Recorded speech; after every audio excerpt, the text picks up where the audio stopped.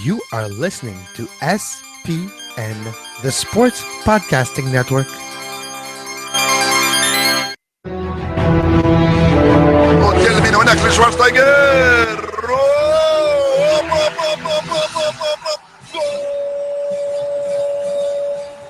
Pegarle Ronaldinho Gaucho. Ya lo hace. Pierna derecha, directo al arco. ¡Golazo! ¡Golazo! ¡Golazo!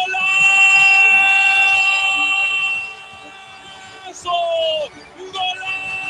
This is Soccer Today, live on SPN Radio, your new live show about the beautiful game in all its glory, with Duane, Rollins and Kevin Laramee. MLS, EPL, La Liga, Champions League, all is fair game. Powered by the Sports Podcasting Network. Visit us at sportspodcastingnetwork.com.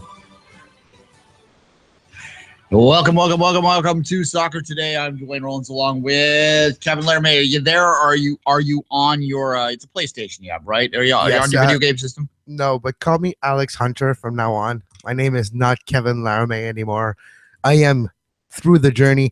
Oh, not done, not even close, but I stayed up till the wee hours of the morning trying to break the starting 11 of Chelsea and not being able to. And now, would you know that I'm on loan in the championship for Newcastle? That's amazing. We're going to talk about that in just a couple minutes. We'll set the show up first, but Kevin is going to give his very first impression reviews. He'll have a more full review on Sports in the Game, which is our sports video game podcast on the network. That probably you'll see a lot more in the days ahead as the new versions come out. I suspect, Kevin, and I don't want to speak for you, but I suspect. Exactly. Yeah, so we'll get a full review on there, but we will do our initial reactions to FIFA 17. I know there's probably a lot of our listeners that were up at the wee hours, or at the very least went first thing to the mall this morning to pick one up, and are going to have their heads buried in that. But we're also going to talk about this news out of Atlanta United, the coach hiring that we thought was going to happen. What's his name again, Kevin, in French? Tata Martino. Yeah, the idiot, right? The idiot Martino. Tata Yeah. Martino has been hired by Atlanta United.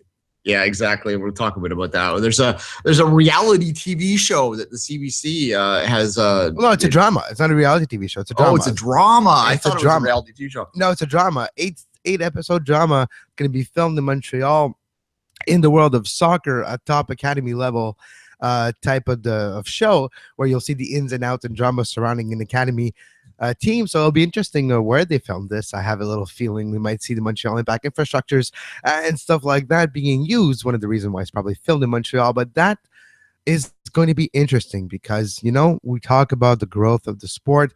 Sometimes to grow something, you have to go out of your boundaries, and to have a show on the CBC that was going to have like a youth type of aspect to it. It's going to be like I don't want to say Degrassi, but maybe that's the idea behind it, and could have a lot of potential and help give the sport a new image in Canada. Yeah, so we'll talk a bit about that. We'll talk about any other news that comes up. We're going to look at the Jordan U20 World Cup for U17 World Cup. I misspoke, which starts on Friday. Canada and the U.S. involved in that, so we will have a lot more material on that. We're looking to book our friend Daniel Scusato in the days ahead. We may even get him plugged in this show. I'm not promising that, but certainly in the days ahead, we will have Daniel on here to talk about the U17 World Cup with a Canadian focus. Kevin and I will do a brief little setup in the second segment. But before we do any of that, we got to go back to Kevin's favorite and probably only topic in his mind right now. He's probably got the pixeled images just running through his head. Coffee is a big topic in my mind right now, but outside of coffee, FIFA 17 is way up there. All right, let's just jump in, and I'm going to say when you opened the box last night, you got it at midnight, right? Yeah, well, it was already downloaded, so because I bought it online. It's called Day One Digital, so you buy it before it downloads, and at midnight you can actually start playing. Okay, so exactly, you could at midnight you like 1:00. So when did you log on? Was it 12 o'clock right on the dot? 12:01. All right, so you were on there, and what did you do? You went right into that career mode? Exactly. I went right to the journey mode. Of course, when you start, it starts with an FA Cup match of Chelsea versus Arsenal. So you have to play that game to experience. You see the difference. So you play a game to start with. Then the actual game starts. You get the menu, load up screen. A little darker menu this time around. The game in itself is a little bit darker, but that's all well and good. It gives a better experience. the stadium, Duane, you see the smoke in the air, the gaze of the game. It's such a high level. It's crazy. Just gameplay wise, when you're just holding on to the ball, we always think of video game when you hold the ball or you run with the ball. It's never really realistic. It is now. Okay. The ball bounces like a regular ball. Something happened to me this morning. Somebody made a pass to me and I passed it back, but the ball was spinning in the air before it touched the grass and actually made a reverse bounce, just like it would in real life. And I was like, oh, wow. Okay, it's that level now. So they have the physics, ball physics are on there. Their AI is improved. Okay, let's walk us through this new feature that you're talking about. So you're Alex Hunter. Well, first off, why are you Alex Hunter? Alex Hunter, born and raised in London. I don't know why it's Alex Hunter. It's a mix of Marcus Rashford, Harry Kane, Dele Alli, all those guys together. And the creators decided to name it Alex Hunter. It's an actor called Tomiyu Onda who does play, because the scenes are actually filmed with motion capture film and digital cameras. So they use this and transpose it in the actual graphics of the video game. It actually looks amazing because of the new Frostbite engine that EA Sports have created for those type of games. But when you have Alex Hunter, you start, Duane, you're literally 8 years old. You're at your first championship when you're 8. And it comes to the penalties. And it's just cinematic. That's the way it starts, right? It's cinematic. So spoilers here. If you don't want to know more about the story and the journey, probably press stop on your recording devices. Or fast forward it. Or fast forward it. Yeah. But when you start, here's how I felt when I was like, wow, this could be awesome. Imagine if they let me play the penalty. Oh, they won't, because it's just going to be like a cinematic. They want you to hit it, right? And then it shifts and it's you. You control the 10-year-old. Oh. And you're at like a weird training ground. Like it looks the same like when you go to your community park playing 7v7 when you're 8 and you understand. But then you hit the penalty. And when you score, you win the championship. You got your medal. You go home. Your mom gets into a fight with your dad. Your dad leaves. You don't have your dad in your life anymore. That's like a little story on the side. Just a little story on the side. That's dark. yeah, but you don't really like it. There's no focus on it. Wait, you just hear it in the background. They fight when you're going to get your penalty because during that game you dove, and your father's like, "No son of mine is going to play that way. I'm leaving." So he leaves. And I'm social commentary by FIFA. Okay, go on. Yes, exactly. No diving. So you have that aspect. Then you win your game, and then you fast forward to 7 years later where you haven't been recruited by any academy. So you're at the England exit trials. That's your last chance. You either play the first game, qualify for the training sessions, and then you have a last game at the end. You need to perform well throughout the whole ordeal to have a chance of maybe signing with a club after that. So you go through a game 11v11, but you're all wearing like practice jerseys. You're on a training pitch. It looks just like it would in real life at the FA training ground, and you're there battling. You're doing a game first, and then you're going to training session. So you're learning how to kick. So there's a tutorial built into the storyline because you're trying to make good results. You're trying to hit the sessions correctly. It's teaching you how to play the game a little bit as well. Exactly. So it's got a double meaning to it. Yeah, exactly. So it changes the difference. So then you try to impress people, and at the end of the exit trials, if you perform correctly, which is in the top 10, if you don't, you're just going to have to redo it. You choose your team which you want to play for, and my choice was obviously Chelsea, because in storyline, my grandfather played for Chelsea. My father was a pro, but it was a foreign professional, and you, Alex Hunter, want to follow in the footstep of your grandfather and become a striker for Chelsea, and that's what I have done.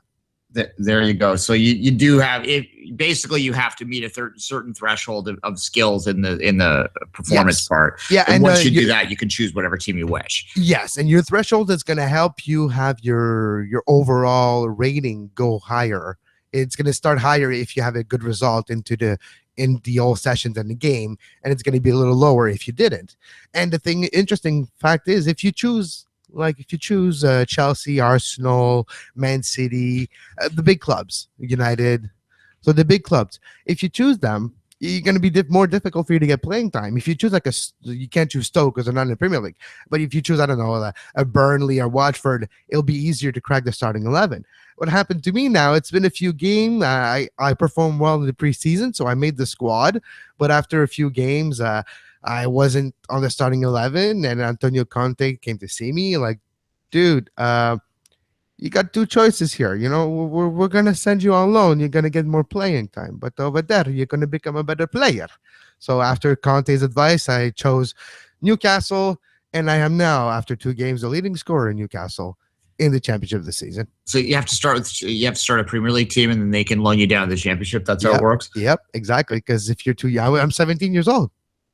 Okay, fair enough. And so you're now playing for Newcastle, and if you do well, so you said you had to pick a Premier League team. You couldn't pick. You couldn't start lower. No, you pick a Premier League team. So you have one of those 20 teams that you can pick. But you like in the academy system. You like in reserve, and you're trying to break out. You have like imagine like an energy bar, like a stamina bar of video games. Yeah. You know what I mean? But you have reserve, substitute, and starting 11. The more points and form you get, the higher you get. And when you reach starting 11, you start games. So there's that aspect. You have to be consistent too. Like one bad game is actually going to regress you a bit. So, okay, fair enough. So you like you said, if I want to break into City, I'm going to have to be damn good. Otherwise, because, I'm bumping out Nacho and Aguero and, right, De Bruyne and all that. So I have to be better than those players in the video game sense to get the playing time. So that makes sense. But if I go to Burnley, I'm going to play a little quicker. You'll be better. Exactly. You'll be the best player when you start games because I'm playing with Burnley. Exactly. And this mix with everything else is very deep. It's deeper than I thought. When we talked about the journey, I thought it was going to be like a 12 to 13 hours. It might be the case still, but it's deeper than I thought because you actually, you do not have you don't continuously start when you're 8, right? You don't have to play 10 seasons until you're 18. No.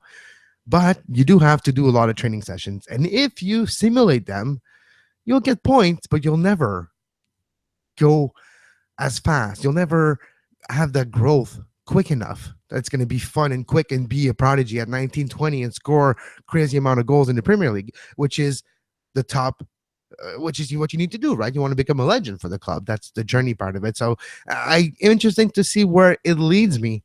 I'm now 3 games into my championship season, so we'll see where that leads. But it's took me more time than I expected. I went to bed pretty early this morning, and I didn't get through the most amount that I would have expected to.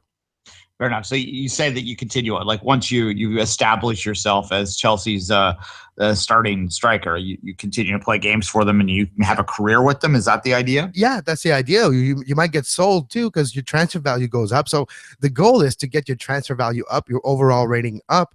And an interesting fact too, in the game, you have a friend that's with you, that's you've been playing since you're 8 years old with.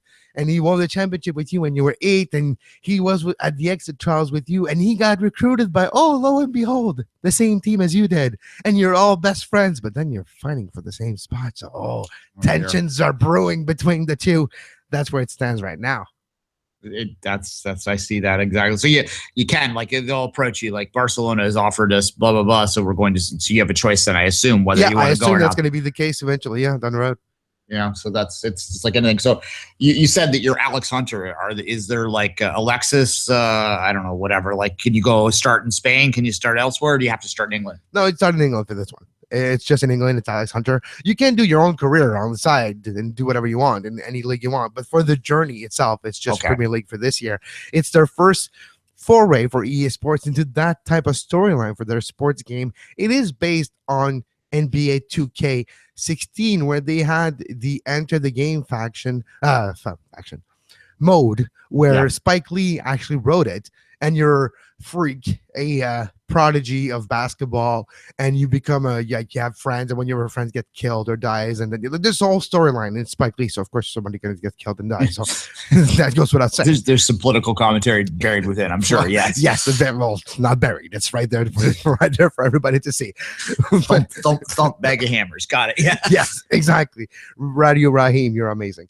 But that being said, when you're looking at a EA Sports foray, it's not as emotional, but it's really made for the experience of you going through the pace, going through the motions of a young academy product through his career ups and downs, and the experience is based off Harry Kane. There's few consultants to this part of the game that EA Sports took time about 9 months ago to sit down, record, watch them play, but have deep conversation about how was it growing up with your friends, how was it growing up with your teammates. Like the exact example that I mentioned, you're a teammate with 8-9 years old, and you go through the ranks together, and at some point you're at the high level together, and there is complications. There is well, he started in front of me, but I always was the good one. He was always beneath me, right? So those type of conversations are based on real life events, and that's interesting. When you have a Harry Kane, it's based in England, his experience is really shown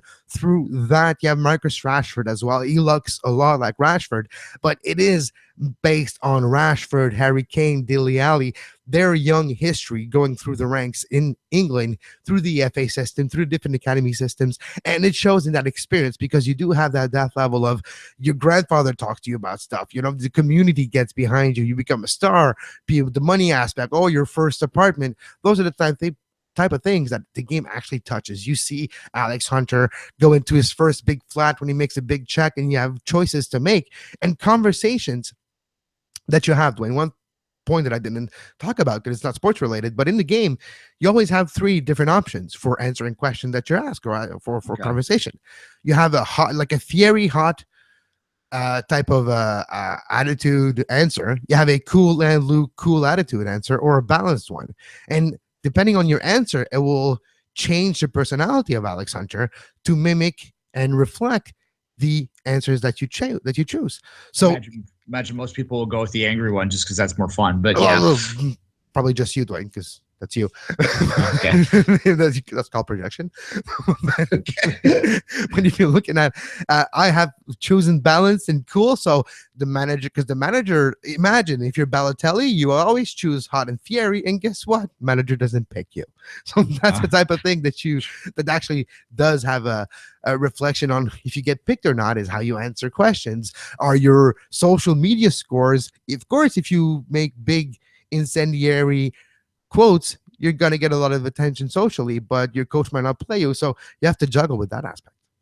Fair enough. It seems kind of interesting. It also seems like a model. Obviously, FIFA is their highest selling game, EA Sports. Madden and FIFA will be the 2 big ones. I suspect that if this is successful, that you might see this this type of idea. It's already because it was successful somewhere else, and it's in FIFA.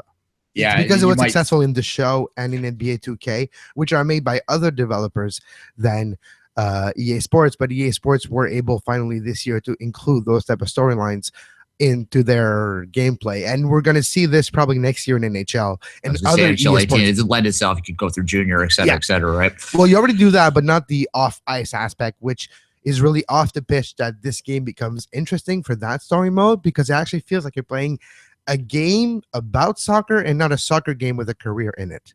And that's an actual distinction that's quite enjoyable. I have to say, I'm looking forward for 12:01 when I start back my day with Alex Hunter. All right, so you got 42 minutes to go here, Kevin. So there is 2 minutes left in the segment here. Let's quickly just look at the rest of the game real quickly. I know you've been mostly focusing on that, but I'm sure I played a game this morning with my friend David Foote. We tried it out, our co-op season. It did not go well, so I guess the game is all is well in the world. We lose, but it looks, you know what I said? It looks a lot better. And it actually looks nicer when we lose. So I guess there's that. The gameplay, the physics, it's really made. You cannot shoot a ball like super powerful. No, it's really made like real life. You have to small touches, open foot, side foot, really do things with intention in FIFA 17, and it would reward you. Take your time, make that bad pass, look for that run correctly. Do not try to just boot it up and put Zlatan on it, because he's not that good. So that's the interesting part with FIFA 17, is you have to be careful and have intent in your play. You have to not press the button hard. It's not a button mash game. It's a very intricate game. Very subtle, and then that's what I found. I mean, I joke about how bad I am. It's because I don't have a new gen system, so obviously I'm not very good at it because I don't have the practice, and that's always been my take. Is it's almost like the sport itself now. Is you can't just pick it up and be good at it. You need to train at it essentially to be decent at it, and it sounds like it's the same. Well, there's always ways. Like if you just want to play with your friends, you can adjust the settings by putting arcade mode and putting in different controls that you just have 2 buttons. Example, pass and shoot. That is possible, but for the full aspect, go with classic control and full simulation, where you will have the actual experience of playing pickup soccer, literally. Especially like when I was talking about the training ground, you have the feeling of. I had the feeling of watching a college game or watching a high school game. The level of play where you cannot decide, like your guy doesn't have 5-star skills, so you can't like do overlays and trick shots and whatever. No, you have to take the ball, pass it to the open guy, run forward, get the ball. You have to play almost route one in some way. And it actually very, very interesting because you have to think about what you're doing and not just play soccer. Well, it's always what I found interesting about FIFA when I do play it is that it reminds me of how I can think a game and I can see a game and I understand how to play it. I just don't have the hand skills basically to do it. Excuse the sort of weird little twist on that, but that's what it is. Real quickly on that before we say goodbye, a lot of people will be familiar with this game. Any changes to the leagues available, et cetera, or is it pretty much just the same platform that way? You basically have the same almost every league. You do actually have you don't have the Champions League, like the Champions League branding, and that is not in FIFA, but that's the only big right that they don't really have. NASL obviously is not in the game, USL either, but you do have MLS with all updated roster, updated jerseys. You got the rest of the leagues in the world with updated rosters, updated jerseys. Very interesting. 4 leagues of England, you have Premier League, Championship, League 1, League 2, Bundesliga, you got 2, France, you got 2. Big leagues in the world are represented in this game in some shape or form. Turkey is now involved. There's a lot of leagues in this game. All right, fair enough. You said the Champions League's out there, but they have like sort of a weirdly named competition. It's the same thing. Euro champion or the Champions Cup or whatever they can do to get around it. Yeah, got it. All right. The FA Cup is here. Like this year, it's the Emirates FA Cup. It's the actual same branding. That's how the game starts. So there's those trophies. And it's funny, too, because the championship has lost its sponsorship, too, right? It's the championship of the EFL now. It's a English Football League Championship. And you have those updated branding with the updated branding of the Premier League, which I'm still trying to get used to. And it's going to take me a while. Yeah, I don't like the graphics on TV. I don't like the colors. Like it looks like something from 1997 to me. But at any rate, that's Duane Talk's design. I love the clean, sleek, bluish, like the purple. Never mind the color. I like the design, like the clean, because everything has become cleaner, right? That's how I designed SPN last year too. The logo is everything. I've seen everything going to clean lines, 2 colors, like not too much details, and make it just stand out for what it is. And that's what we've seen with the Premier League logo. But the color scheme they chose, the color schemes, because there's like 4 different ones. I'm not the biggest fan. I didn't know that a rave party was going on when I was watching soccer. Okay. On that note, before I start singing EDM music to you, let's take a quick break, Kevin. Come back. We'll talk a little U17.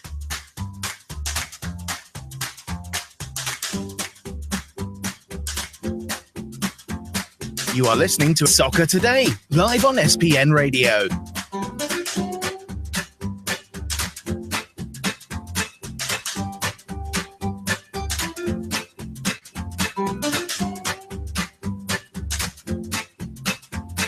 Visit sportspodcastingnetwork.com for more. I was just Googling there. Apparently, Google turns 18 today. That makes me feel really, really old. Yeah, Google could finally have a drink in some states. At least in Quebec, for sure. It can have a drink in Quebec. It's good for Google that way to get hammered now. Yeah, I'm not sure that's good, though, because, Google. If Google gets high, Google might turn into Skynet. There you go. I remember pre-Google a little bit. That's going to make me feel real old. I remember web crawler. Search engine I used to use before Google was called Hotbot. I used to web crawler. I was a web crawler guy. Then there was Yahoo for everybody. Then than Google. One. I remember when Google was first starting. How it was like, you got to try this one, and then eventually it's like, well, now it's a verb. So there you go. Now it's like it's a standard. Like now it's what you're using Bing with Ask Jeeves. Do you remember Ask Jeeves? Just ask. When you Google something, well, here you go. When you Google something and it asks you, go to ask.com. No, who does that? Time traveler from 1992. What are you doing? Well, it's like that I'm feeling lucky button. Never pressed it. What does it do? I don't know. It randomly gives you a result. We used to kind of do that back in the 90s too, back when the internet was, back when this was a wonderful thing that you could go anywhere. And now we all realize we just go to the same 6 sites. It's like our TV. We have 600 channels. We don't even go to websites anymore, Duane. We go to Facebook and Twitter, and off of there, we go everywhere. Precisely. All right. That's speaking of going everywhere. I was going to say, speaking of going places, the Middle East is hosting a women's football tournament. Jordan, that's I think significant on its own, right there. That the area of the world that has not been known for its inclusion of women athletes are areas in the Middle East where women can't even watch games anymore, and that's a big problem that should be that we should all be angry about. But I think it's good for the region that they are opening up to something like this, and that FIFA is providing them with an opportunity to host it. You can be cynical about that, but I do think that the one thing that, whether or not the motives were great with FIFA trying to get the World Cup to different parts of the world or not is beside the point. It is the right thing to do, regardless of whether the motivations were right, if you follow. So I'm happy there to start with that Jordan is hosting this, because women's football does need to be spread to parts of the world where it's not widely played yet. And we'll see how Jordan does as the host nation in this tournament. Let's just quickly go through it, Kevin.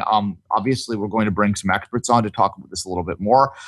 I am not going to sit here and be arrogant enough to pretend that I am an expert on 16-year-old girls playing soccer in the world or even in Canada. I know some of the names in Canada. Diane Rose, we all know, Canadian national team player. But other than that, we'd just be sort of grasping at straws. So we'll bring experts in, Kevin. So let's just quickly go through the groups here. And then look at Canada's roster at the end. Anything to say? Anything to add before I go through this, Kevin? Nope. I don't want to monopolize. Go ahead. Okay. Group A, which is the host nation, is Jordan, Spain, Mexico, and New Zealand. Obviously, again, we're not experts on these lineups. You would think that the Spanish team, New Zealand's traditional in the women's side of the game, would probably be the favorites there. It'd be interesting to see how the experts do, or how the hosts do, as I said. Group B is Canada's group. They got stuck with Germany again. This seems to be kind of a trend with Canada getting drawn into Germany. The interesting team in Canada's group will be Cameroon. Oh. The African nations are usually very difficult to handicap at this level. We saw it at the U20 tournament here in Canada. I watched Ghana and Canada play live, and the guy what's Ghana? Guyanese? The Guyanese are down. Yeah, the Guyanese. But just to go to your point, Trinity and Tobago. Remember that team that came to the United States with like $500 a few years ago? Yeah. That Mike Firpo helped. Well, that team finished 4th in that tournament, made it to the group stage, and they, out of nowhere, you never know what you get with African or South American team that are smaller in a way, but at that level, they actually can sometimes with athleticism, sometimes with better technique, or just a cool of players that know each other and have been playing together for a while, can actually achieve results at that level. Yeah, precisely. So it'd be interesting to see Canada coming off the bronze medal. There will be some interest in that. I'm still trying to figure out exactly what the TV was in this. Typically, these will be probably available on streams. You may get some games on TSN. TSN has the rights for these tournaments. Whether they subcontract is the question. I haven't heard anything yet. We'll let you know when we do, but these games start Friday. So Canada will kick off on Friday against Cameroon. That will probably be a match that will tell us a lot about this group. If they can get a result there, I suspect that they should be at the very least in with a favorite to advance as the second place team, but as well as the 4th team in Canada's group. Group C, Group C, Kevin, is Nigeria, Brazil, England, and North Korea. North Koreans, we kind of forgotten about them. They were suspended because they used an illegal.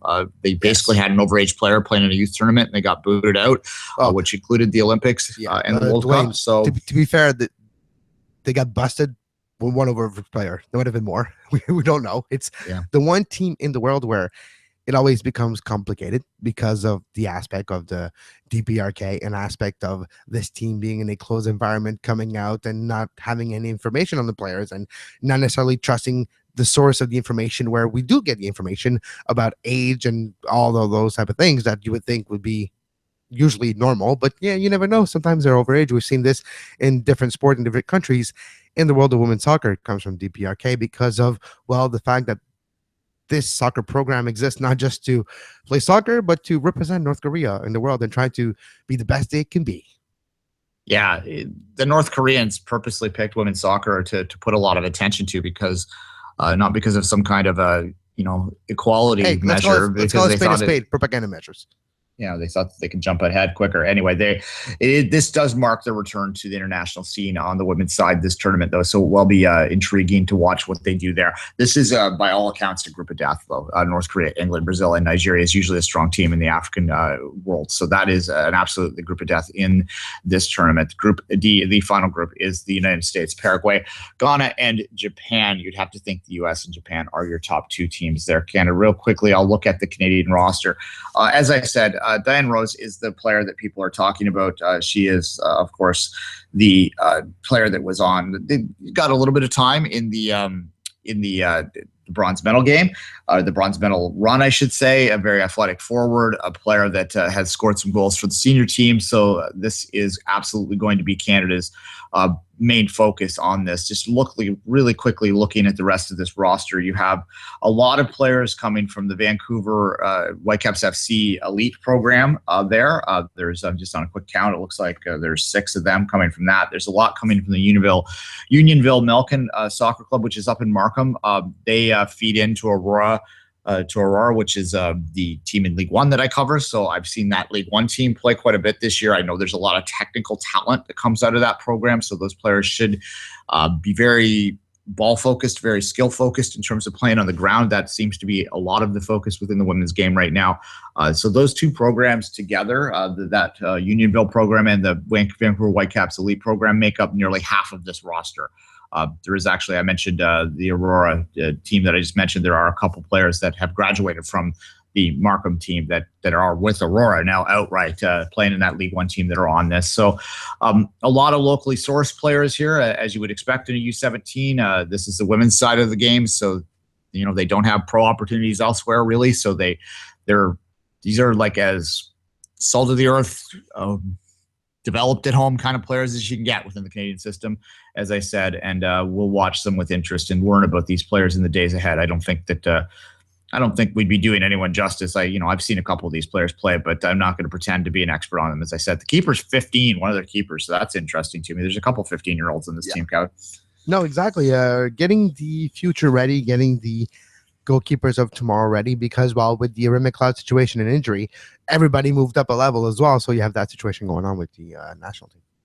Yeah, as I said, we'll get Squizzato on to talk about this. He'll know this roster a little bit better than most in this country, having covered the women's game for years and years and years with a great interest. And certainly that'll be fun. And we'll watch this starting Friday and give you some coverage next week to talk about it in a little more detail once we get to know the names. Because right now we'd just be saying names. Well, the best name on this roster, if you want to go there, is a young girl by the name of Vital Cats.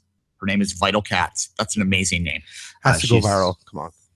Vital Cats. Vital Cats, if she plays on an online stream, so that means Vital Cats and internet. Come on. She has to be the new superstar. There you go. Vital Cats. She's from Scarborough United. Toronto girl. All right. Let's take a quick break, Kevin.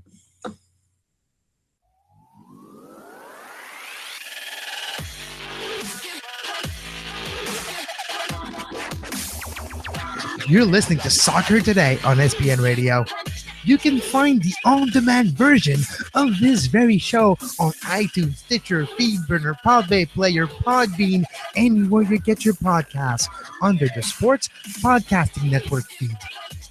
Subscribe to our YouTube page to make sure you never miss a live show talking about soccer today, the MLS post-game show, open lines after dark, 5 rings daily during the Olympics. Make sure you subscribe and give us a follow on Twitter at SportsPodNet and like our Facebook page, facebook.com/Sports Podcasting Network. Oh, Big Sam. What are you thinking, Big Sam? What are you doing? Why did you go to Singapore? Oh, an article came out today, Duane, on the Guardian. There's a Telegraph, I believe. But yeah. As a Telegraph, sorry, investigative reporting going on in the world of the FA and behind the scenes. Did you know, Duane, that apparently you can still be a third-party owners in the FA system? Yeah. If you haven't seen it, but this is all over, so I suspect many of you have. But if you haven't seen it already, essentially what it was is that the Telegraph did a sting operation, an investigative journalistic operation, where they basically tricked Sam Allardyce into thinking that he was be talking to a business opportunity for himself. They presented themselves as a company that was going to hire him to be an expert speaker. He would go to China, Malaysia, places like that, somewhere in Asia anyway, speak for $150,000 a pop. Basically, this came out to 150,000 pounds, I suspect, actually. He's going to make a significant amount of money to go make these conversations. And this is actually, when you break it all down, and there's some juicier stuff in here, but when you break it all down, what's going to get him in the most trouble is him peddling his influence, which is against the contract that he has. You can't use your influence as the manager of England to then profit elsewhere. That's not kosher. You can do it after your contract, not during your contract. Yeah, precisely. And he's clearly doing that in this. So there is talk within England right now. No wonder he looks happy. No wonder he looks happy to be England's manager. Yeah, there you go. And that there is talk, and we'll get to there in a minute. We'll talk a bit about that, because that is what, as I said, what might end up costing him his job. And that would be patently absurd, because he's only managed the team for one game. Barely can remember that he is the England manager at some points. You have to think about it, because he's been there for such a short period of time at this particular junction. So yeah, well, the other juicing detail before we go deeper in that one, Duane, he put literally Roy Hodgson under the bus. He put the other England player under the bus too, because they were having conversation outside of just trying to do negotiating business. And they were talking about how the England players don't cope well with adversity. They're talking about how Roy Hodgson doesn't have the personality and the charisma to be public speaking. Not necessarily remarks that reflect well on Sam Allardyce himself. Yeah, well, he was making fun of Hodgson's. Hodgson has a slight speech impediment. He was making fun of that, right? So that's kind of just bullying stuff at that point. That's not very nice, well, and that's not something. What it feels like it feels like a big bully. Yeah, if only there's another example closer to home here in Canada and the United States that we could point to. But at any rate, yes, he was making fun of stuff like that, and that's kind of juicy stuff that's going to get people talking, and it's kind of gossipy, right? So, but as I said, the other and the third party stuff, let's talk about that, because first off, if you don't know, because not everyone's as versed in this stuff, so there might be people out there that don't fully understand what third party ownership means. Simply put, what it is that an agent purchases the rights to a player. Basically, they own the player.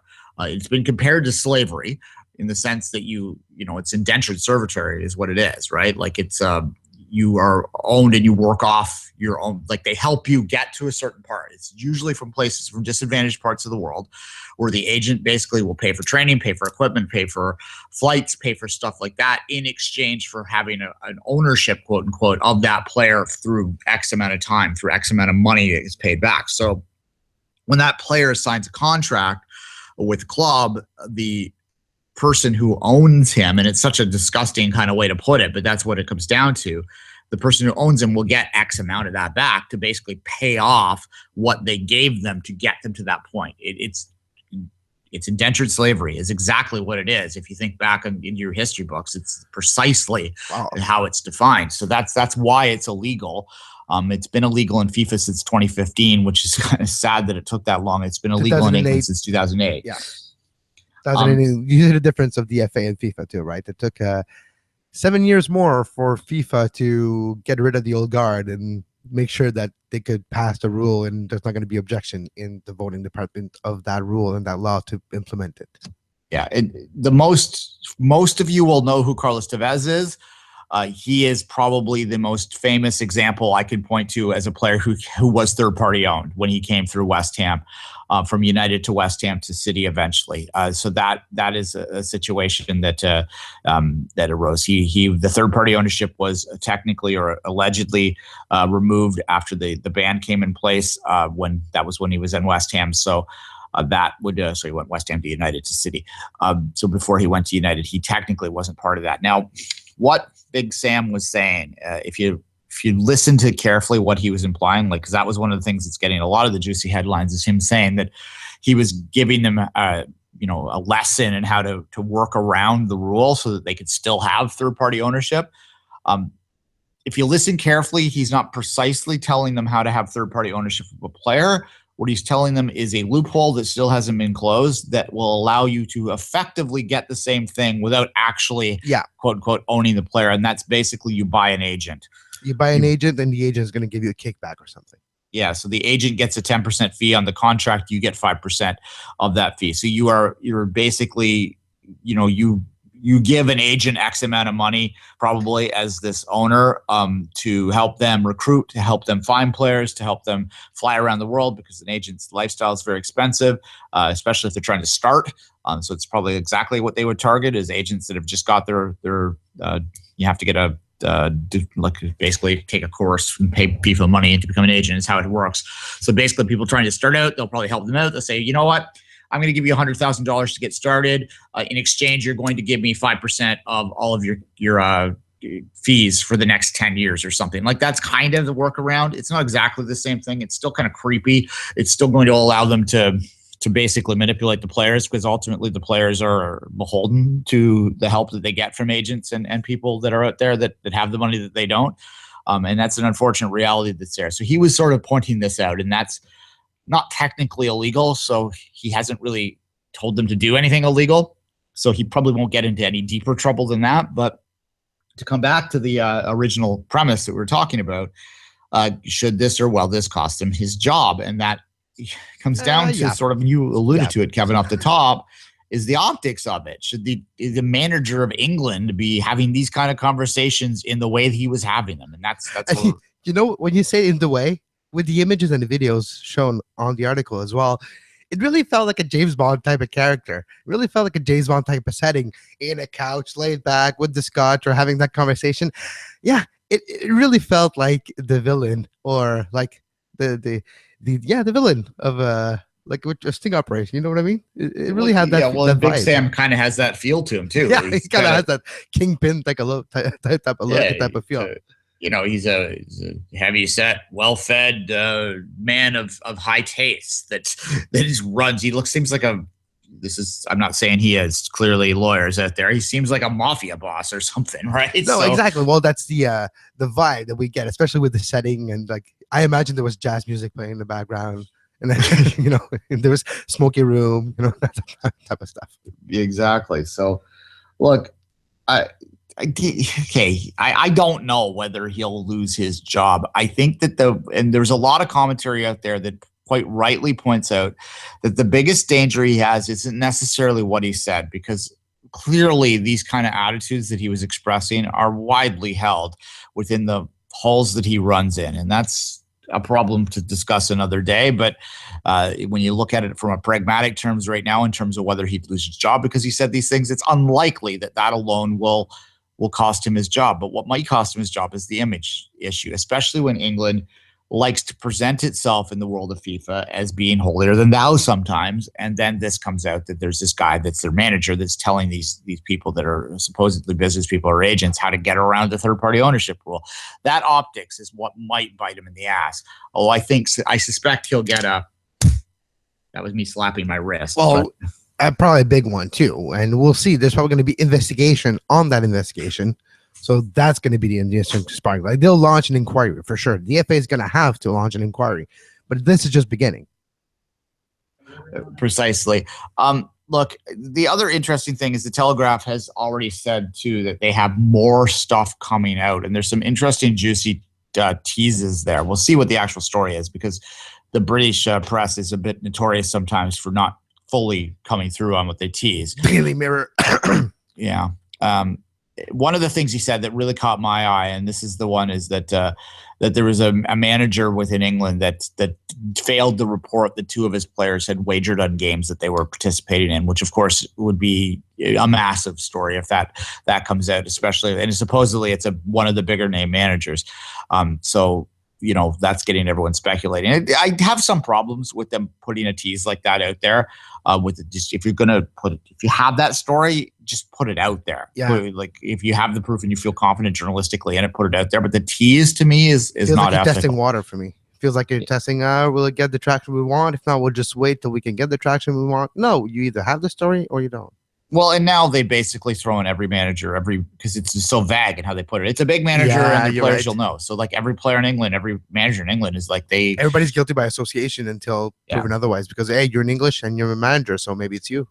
Yeah, exactly. So I have a bit of problem with that, but that's the English media for you, and it's a catch-22. The journalism, as a person who went to journalism school, I have some issues with that and how certain people react and act within the world of journalism today. It makes us all look bad by association in the same way. So there you go. So thanks a lot, Rupert Murdoch.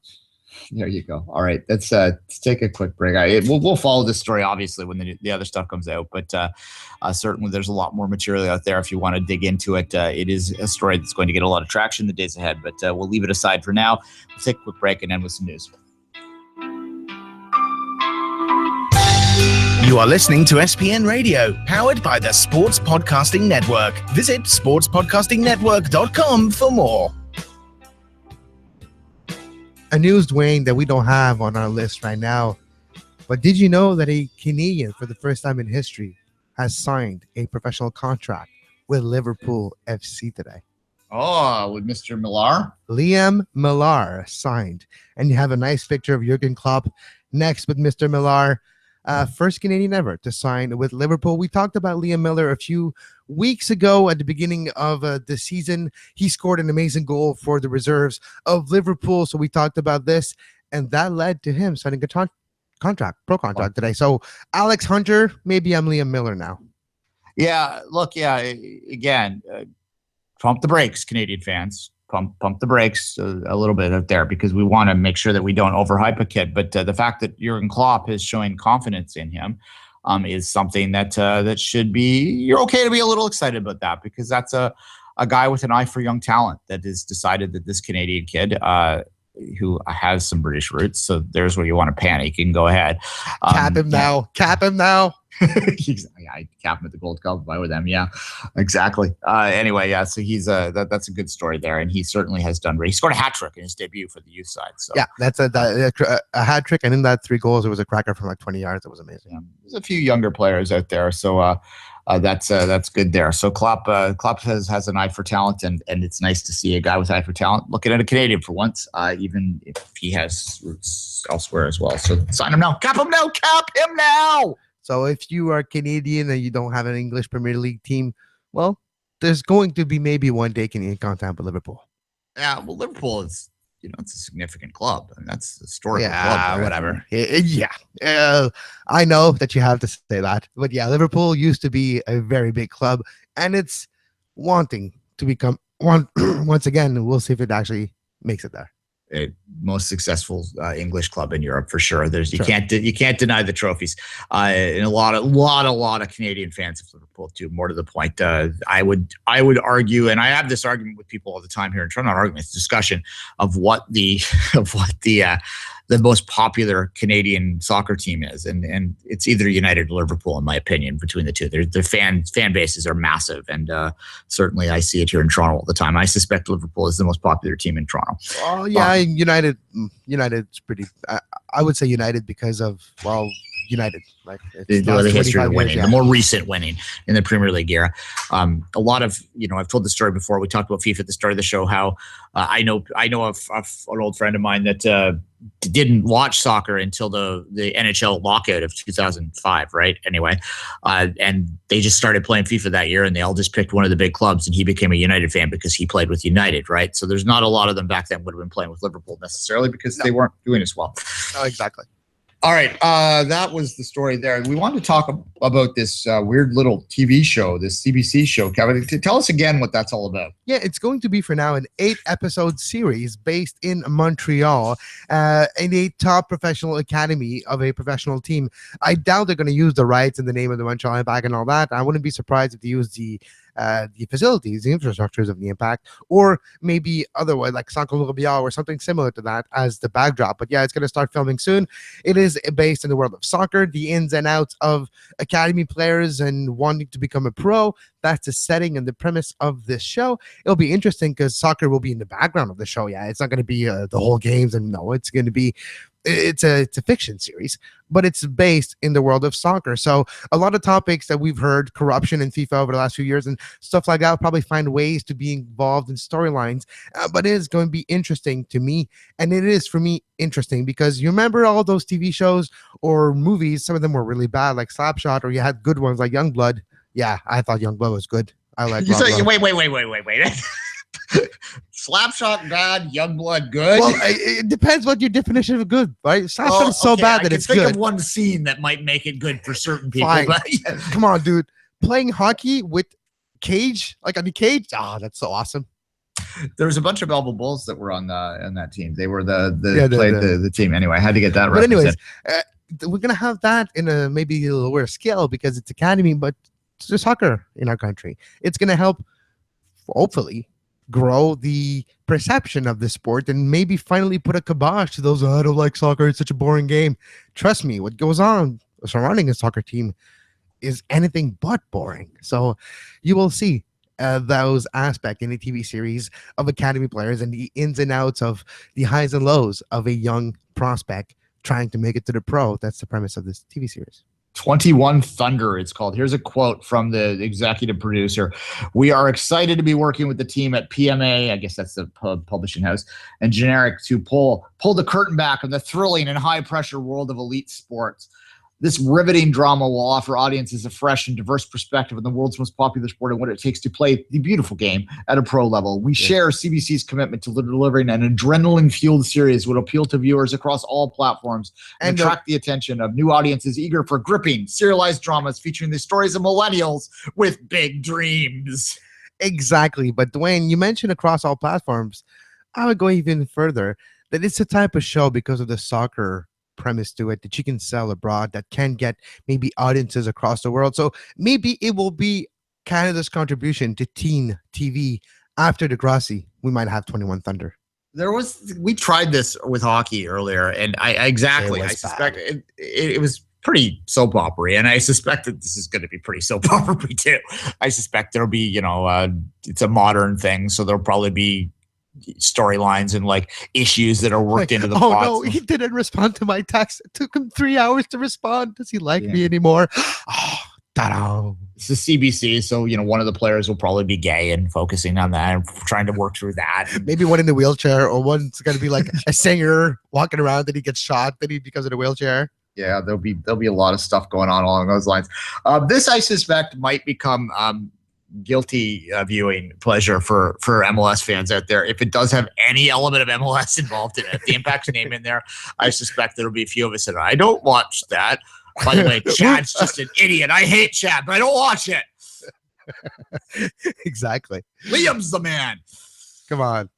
Yeah. All right. There used to be a show. I actually got hooked. I thought it was a reality show when I first read this. Quick. That's why. Thanks for correcting me earlier today because I only read it quick. But there was a reality show in England that I got hooked on, and we were downloading it. Sorry, because it was an English show. We couldn't get it otherwise, and they did it over 2 seasons, and it was basically Chelsea Academy. They had like tryouts, and they'd eliminate one per week, and they all lived in a house. And the guy that won it, he actually they went 2 winners, and it was the second season winner, and I forget his name right now. And some listeners out there probably know what I mean, but he actually did play some games for the Chelsea reserves. He did get a contract with Chelsea. He eventually ended up, and I think the last I checked, he's still playing pro for like some team in the 4th tier or whatever. But nonetheless, that was a fun little show too. It was a big defender, a big burly defender that won that. I'll look that up later on. But yeah, certainly. The show was made in Chelsea, Duane. That was the name of the show. Made in Chelsea. Yeah, what was the guy that won? Do we know? That's what I'm looking. Winner. Second winner that got the pro. Find out what he's doing. Okay, there's been a lot. There's been like South of France. There's like a lot of series. There's a lot of winners, a lot of series. But interesting if you want to take a look at it. But no, the fiction series that we'll see in CBC maybe in a year or 18 months from now, it'll be interesting, and we'll see how much traction it gets and how soccer is portrayed in it. Because we're probably going to find something to complain about on that aspect of it as well.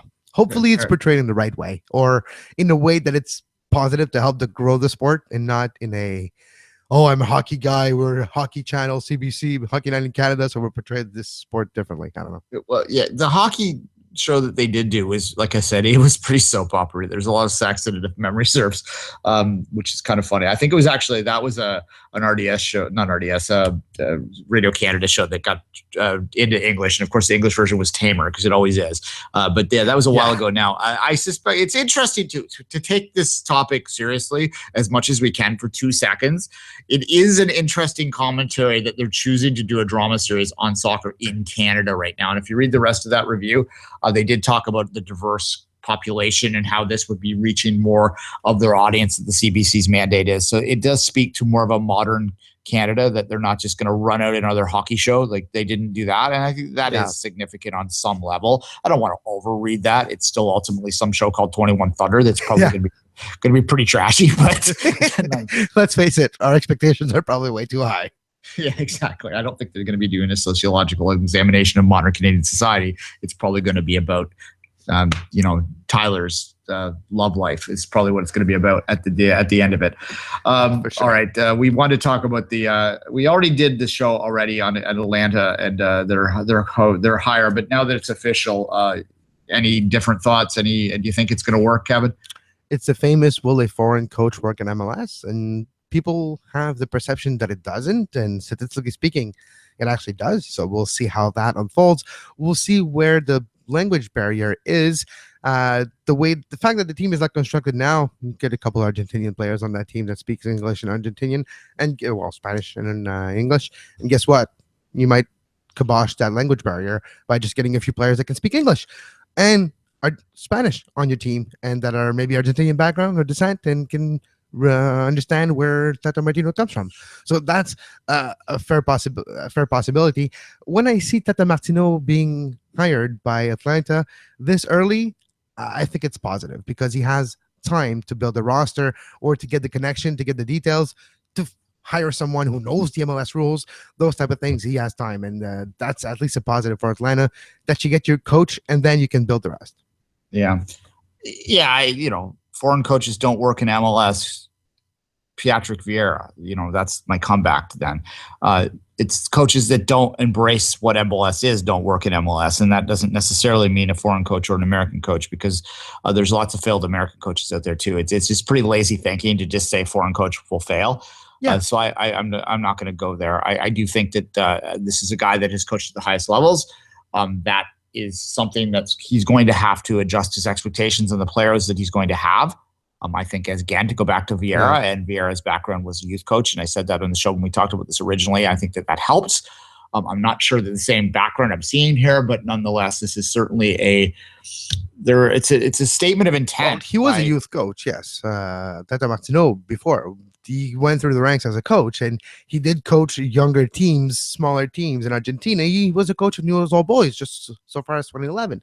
So no, he is we would have did the description of the coach that actually went through the youth ranks and got his grades up to this point, right? So I wouldn't make it so different than Vieira. Just he's further in his career, along that path to become a legend of a coach. And we'll see. Maybe he comes to MLS, becomes a super famous figure, and brings Atlanta 5 championships in the next 6 years. Who knows? Yeah. The more interesting thing to me about this is we don't know how he's going to do. Like, that's ultimately the answer here, and that's kind of boring for radio. But I do think that the interesting talking point is the statement of intent that it is from Atlanta United, that this is they have some youth players that they've signed. That alone is a statement of intent too, that they were ahead of the game and already have players that they're paying even before they're well before they were playing. But they bring this in, guys. Their first major move is a name that most football fans around the world will know. Or at least if they don't know the name, you can say, hey, he coached Barcelona in the last 5 years. So that is something. And we talked about this the other day when we talked about, the next phase of MLS development will be to bring a super coach in. I don't know if it's quite there, but this is pretty close. He's not a super coach, but he's a mega coach. So this is a coach that's well known, and this is certainly a different level of coach hire that they brought in, especially for an expansion team. And it is, as I said, it's a statement of intent for Atlanta. And it would not shock me if they're going to have struggle like attracting. They're not LA or New York, so they're going to have to overcome that. But if they have the money and they can convince players that are worldly and have played at the highest level to play on turf, if they can overcome that, then they, I think, are going to be a team that's going to be a 3DP three big DP club, and going to be one of those clubs that you talk about, along with Toronto, along with LA, along with the Red Bulls have kind of fallen back from it, but I think they'll get back to those ways soon enough. Along with those teams that you think of as the big spending teams in MLS, I think Atlanta is going to be right there, and I suspect that they may launch closer to Seattle than Orlando in terms of their success on the pitch, Kevin. We mentioned last week on the show when we were making fun with the word tata in French. In other languages, tata means actually funnier things than what it means in French. Okay. Are we going to call them the Tatas United? That's a nickname. Will they be the Tatas? Because if they're the Tatas, it might not be safe for work. Tatas? Yeah, I know what tata means. When you say it that way, you'd find that at a strip club. So the Tata Martinos in Atlanta, where you actually have very highly regarded type of club establishment as well. So maybe they will become the Tatas. The only time I've ever eaten at a Hooters was in Atlanta. So there you go. The Hotland Tatas United. Atlanta. On that note, Kevin, let's call it a day. As always, I'll let you say goodbye. Tomorrow, 11 a.m., USL Wednesday. Playoffs are coming, and we'll be talking about them. And until then, have a great soccer and FIFA. You were listening to SPN, the Sports Podcasting Network. Visit us, sportspodcastingnetwork.com.